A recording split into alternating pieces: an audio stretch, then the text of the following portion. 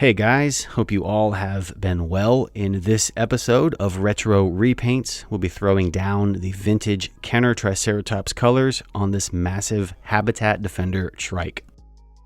So let's bring in the vintage trike for a closer look. That way we can get an idea of the colors that we're going to need. And you can see that the colors on this are very simple. So it should be fairly easy to mix up some colors that will be close enough to capture the spirit of this vintage figure.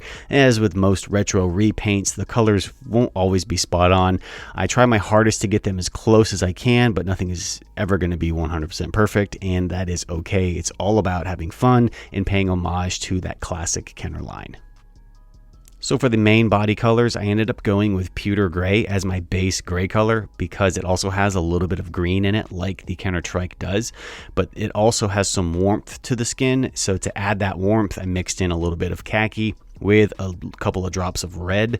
I just kept playing around with the mix and adjusting it until I got a tone that I was happy with. And then after I laid down that base color, I went back over the body with a dry brush and I hit all of the raised areas with a slightly lighter mix of that base gray color just to bring out all of the details in the sculpt. Now we'll go ahead and move on to the underside, and the underside is sort of like a pale green color. So I experimented with a combo of spring green mixed with khaki, and I managed to get that mix pretty close to the color on the Kenner trike. So that was fairly easy to do, and just like I did with the gray, go ahead and thin that paint down in my airbrush and carefully lay it down on the underside, fading it up into the gray skin. So with the base body colors done, now we can start to work on the stripes. If you look here, the stripes on this terribly faded Triceratops appear to be like a bluish green color.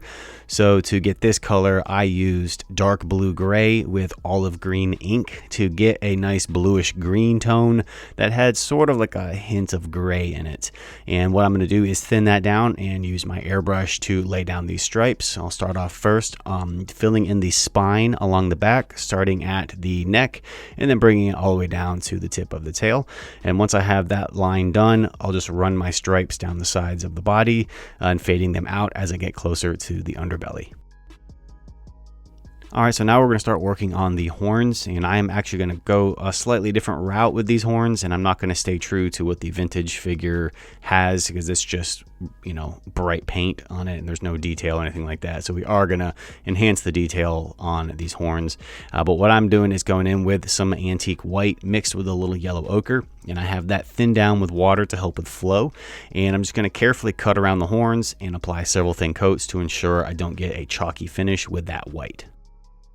So now that we've got the horns and all of that stuff painted in, we'll go ahead and detour down to the eyes real quick and paint those in. And here are the colors that I used for the eyes. And this is pretty straightforward. So I'll lay down my yellow first, and then I'll put down a big black dot, followed by a white light catch to give them a little life.